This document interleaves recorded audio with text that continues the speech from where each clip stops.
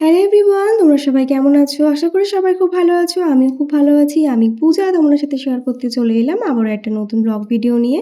তো আজকে ভিডিওটা শুরু করছি একটু দুপুরবেলা থেকে। দেখতেই পাচ্ছ আমি মুখে একদম মাস্ক-টাস্ক পরে বেরিয়ে পড়েছি কারণ প্রচণ্ড রোদের তাপ ছিল। কালকে একটু ফেসিয়াল করেছিলাম তাই।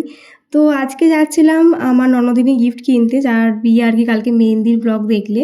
তো রাস্তায় বেরিয়ে দেখি এখানে বড় একটা র্যালি বেরিয়েছিল। যেহেতু সামনেই আমাদের ভোট চলে এসেছে। তো দেখো এই যে র্যালিতে আজকে র্যালিটা ছিল হচ্ছে বিজেপির তরফ থেকে। তাই কিন্তু আমাদের এখানে এসেছিল অর্জুন সিং। প্রচণ্ড বড় একটা র্যালি, মানে প্রচুর জাম হয়ে গেছিলো, দেখতেই পাচ্ছ রাস্তাঘাট একদম লোকে মানে ছড়াছড়ি, আর প্রচণ্ড মানে কি বলবো ট্রাফিক জ্যাম হয়ে গেছিলো। তো এখানে অনেকক্ষণ ওয়েট করার পর কিন্তু আমরা একটা অন্য রাস্তা দিয়ে তারপরে ঘুরে ঘুরে গেলাম, কারণ বেরিয়েছি তো দুপুরবেলা, মামামকে স্নান খাওয়া করেই বেরিয়েছি, কিন্তু বাড়ি গিয়ে ঘুম পাড়াতে হবে। তারপরে যে ননদিনীটার বিয়ে তাকে আবার সাজাবো, যেটা তোমাদের আগের ব্লগেই বলেছিলাম। তো যাই হোক, আমরা ঠিক করেছিলাম যে আমার এই ননদিনীকে লাগেজ গিফট করব, মানে ট্রলি ব্যাগ গিফট করব।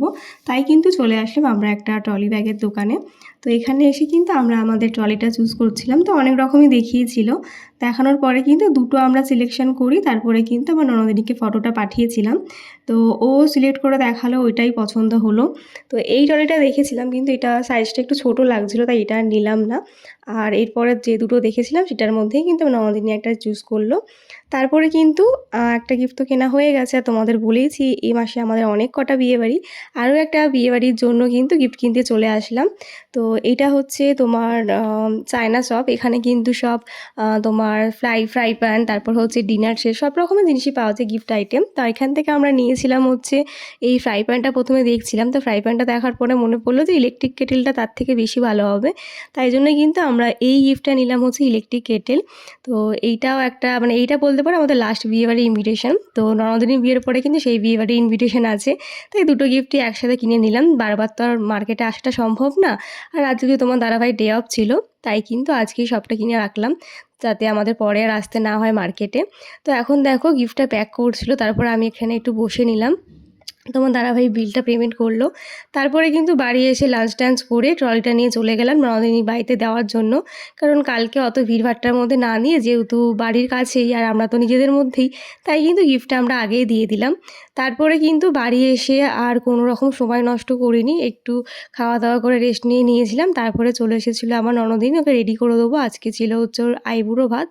আজকে কিন্তু আইবুড়ো ভাতের লুকটা আমি ক্রিয়েট করছি, দেখতেই পাচ্ছ। আর আজকে আমি ওকে আমার বাড়িতেই ডেকে নিয়েছিলাম, কারণ ওর বাড়িতে তো অনেক লোকজন চলে এসেছিলো। তাই বললাম যে আমার বাড়িতেই তুমি নিরিবিলিভাবে সাজবে, চলে আসো। কালকেও যদিও আমার ঘরে রেডি হবে। তো দেখো কত যত্ন সহকারে ওকে সাজাচ্ছি। ও তো মানে খুব এক্সাইটেড ছিল এই লুকটা দেখার জন্য। তো তোমাদের ওই রিভিউটা দেবে কেমন লেগেছে ওর। যাই হোক, দেখো ওর মেকআপ অনেকটাই কমপ্লিট হয়ে গেছে, এখন জাস্ট হালকা টাচ আপ দিচ্ছি। হেয়ারস্টাইল, শাড়ি, ট্যাপিং সবটাই আমি করেছি। তো খুব মিষ্টি দেখাচ্ছিল। তো আজকে বলেছিল একটা সিম্পল লুক ক্রিয়েট করতে, তো সিম্পলের মধ্যে একটা লুক ক্রিয়েট করেছি।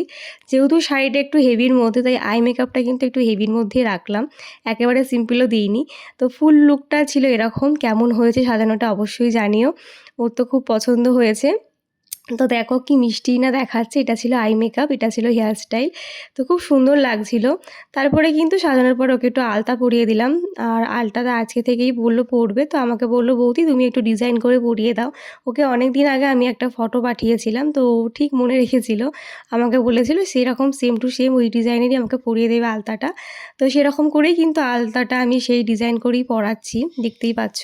ভি কাটিং করে এখন এই আলতাটা খুব মানে ট্রেন্ডিং চলে, ভালো লাগে। তো ও তুলি টুলি সব নিয়ে এসেছিলো, আমি কিন্তু ওর কথা মতোই ওই ডিজাইনে পরিয়ে দিলাম। খুব মিষ্টি লাগছিল, পাগলো দেখো।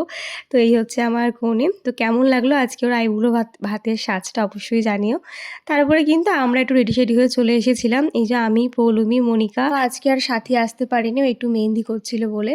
তারপরে দেখো এখানে সবাই মিলে আমরা একটু ভিডিও শ্যুট করে নিলাম, এখন যেই ট্রেন্ডিং ভিডিওগুলো চলছে। তো আমার ননদিনীর সাথে এই ভিডিওটা একটু করে নিলাম।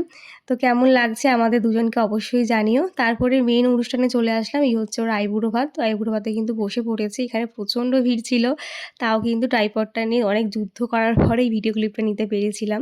তো খুব মিষ্টি দেখাচ্ছিল ওকে। তো এখন কাকিমা, কাকু সবাই মিলে কিন্তু আশীর্বাদ করছে ওকে। এটা আইবুড়ো ভাত, ওদের আইবুড়ো ভাতটা কিন্তু সন্ধ্যেবেলায় হয়, আমার আইবুড়ো ভাতটা সকালে হয়েছিল। যাই হোক, তারপরে কিন্তু এখানে মাসি একটু আশীর্বাদ করে দিচ্ছিল। তো খুব সুন্দর লাগছিল। আর দেখো কত কিছু দিয়েছিল, যদিও সেই মানে কী ছিল সেইগুলোর নামটা আমি ঠিক জানি না, যেহেতু আমি সামনে যেতে পারিনি। তবে অনেক কিছুই দেখতে পাচ্ছ সাজিয়ে গুজিয়ে দেওয়া হয়েছে। তো আইবুড়ো ভাত কিন্তু আজকে হয়ে গেল। আর রাত পোহালেই কিন্তু ওর বিয়ে। বিয়ের ব্লগও কিন্তু খুব তাড়াতাড়ি আসছে। সেগুলো দেখার জন্য কিন্তু অবশ্যই আমার চ্যানেলটা ফলো করে রেখো। যারা ইউটিউব থেকে দেখছো তারা কিন্তু চ্যানেলটা অবশ্যই সাবস্ক্রাইব করে দিও। তো লাস্টে কিন্তু কাকু একটু আশীর্বাদ করে দিল। এইভাবেই কিন্তু ওর আইবুড়ো ভাতের দিনটা আমরা কাটালাম। তারপরে কিন্তু এখানে সব কচি-কাচাদের নিয়ে একটু খেলাধুলা করার পরে কিন্তু আমরা বাড়ি চলে গিয়েছিলাম। তো চলো আজকের ভিডিওটাও এখানে শেষ করলাম। দেখা হচ্ছে নেক্সট ভিডিওতে। বাই সবাইকে। সবাই খুব ভালো থেকো, সুস্থ থেকো।